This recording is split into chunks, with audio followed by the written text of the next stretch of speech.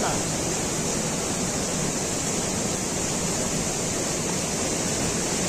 कोणता मासा हा?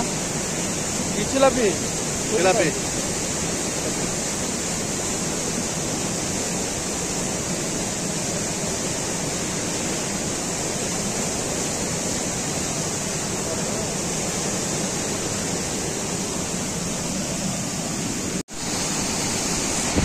जोरदार पाऊस झालेला आहे आणि या पावसामुळे हा दत्त बैल घाट या ठिकाणी ओढ्याला पूर आलेला होता. त्या आज दुसरा दिवस आहे. काल आला होता पूर. तर या ठिकाणी निसर्गरम्य ठिकाण आहे.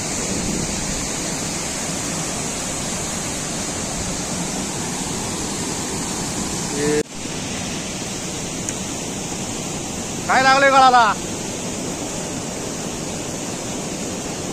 आपण पाहू शकतो गळाला खेकड लागलेला आहे.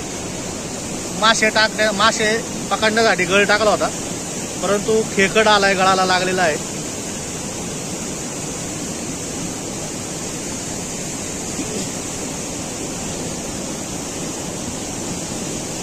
आपण आहोत घोडेगाव येथील वडा आहे. त्या वड्याच्या ठिकाणी. तर आपण वड्याच्या दत्त बैलघाट आहे. त्या बैलघाटातील धोबी या नावाने या वड्याला नाव आहे. आणि या ठिकाणी आपण पाहू शकतो की समुद्राची मासेमारी कशी चालू आहे. तर आपण आता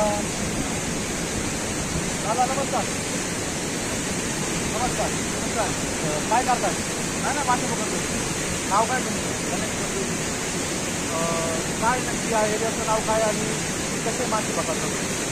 आम्ही जे मासे पकडायला आलो या एरियाचं नाव दुबी आहे. दुबी या नावाने फेमस आहे. नदीला पूर आल्यानंतर आणि दुबीचं पाणी वाढल्यानंतर नदीचे भरपूर प्रकारचे मासे घेऊन येतात आणि मग मासे पकडायला त्याच्यामध्ये आपल्याला जिलापी, सुकळी, चिमटे असे मासे भेटतात आणि खेकड पण जास्त प्रमाणात भेटतात. आता आम्ही आहे इकडे गणभाऊ आहे. गणभाऊ खेळायच्या आधी आम्ही मासे पण पकडतो. मासे पकडायचे काय आम्हाला हे नाही तर संत म्हणून एक मासे पकडतो आणि आम्हाला आनंद भेटतो मासे पकडतो.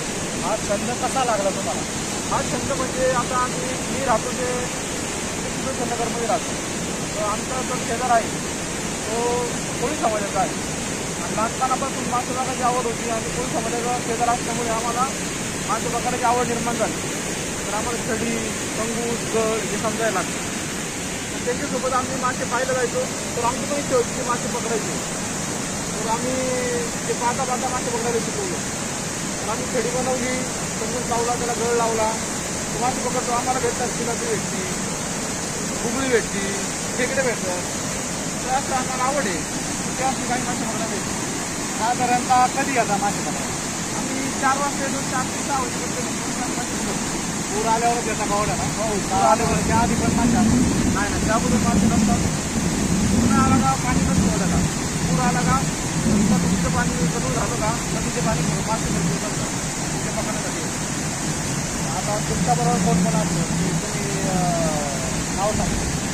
आमच्याबरोबर गणभाऊ आहे, सचिन वाघमारे, कोण आहे आपला वेदांत तारू येतात. आपल्याकडे अण्णा आहे, अण्णा वाघमारे. आतापर्यंत किती मासे पकडले असेल तुम्ही या अशा प्रकारे? आतापर्यंत आम्ही 7-8 किलो मासे पकडले. तुम्ही या गळानेच पकडता की नाही अजून गाळं वगैरे?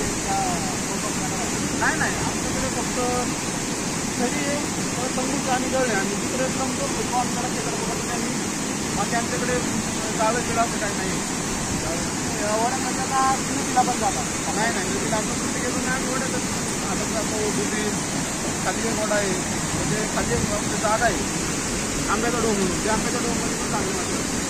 खेकडे कधी पकडतो? खेकडे रात्रीचे पकडतो. दुपारचे पण कधी खेकडे असतो का दुपारचे खेकडे पकडतो. दुसऱ्या ठिकाणी नाही जात पकडायला? दुसऱ्या ठिकाणी नाही गेला. जवळपास नदीला नाही.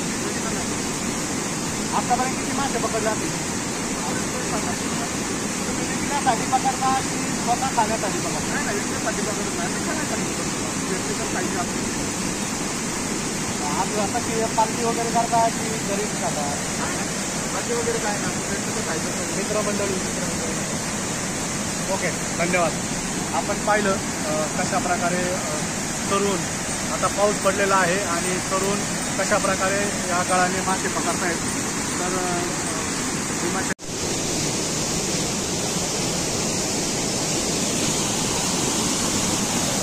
काय बाळा तुझं नाव? वेदांत तारू. कितीला आहे? 11वी. काय टाकले? जळ टाकलाय. काय पकडतो? मासे.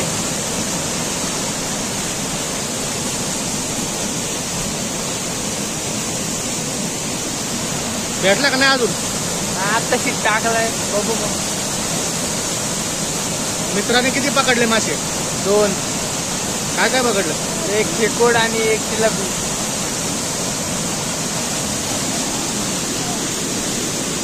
तुमचा व्यवसाय का? हा व्यवसायच आता म्हणायचं. व्यवसायच म्हणायचं. पोळी आम्ही म्हणतो. कोळे आहे का? हा. कोण कोण पकडतं मासे? पहिले नाना पकडायचे. हा. आता नाना गेल्यापासून कोणी करत नाही पकडत. म्हणलं आपणच पकडावं आता. तूच पकडतो का आता? हा कधीतरी येतो मित्रांसोबत.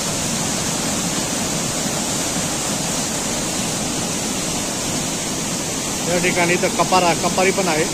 सापाची पण साप असण्याची शक्यता या ठिकाणी असते. या ठिकाणी मोठा धबधबा पण आपल्याला पाहायला मिळेल.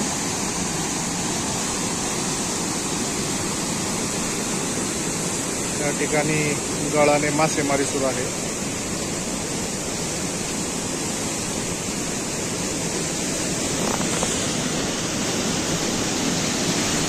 या ठिकाणी मोठा धबधबा आहे.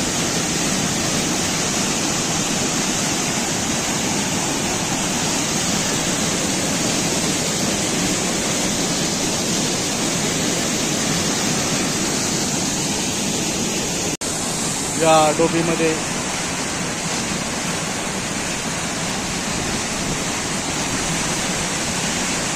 या एरियाला डोबी असं म्हणतात.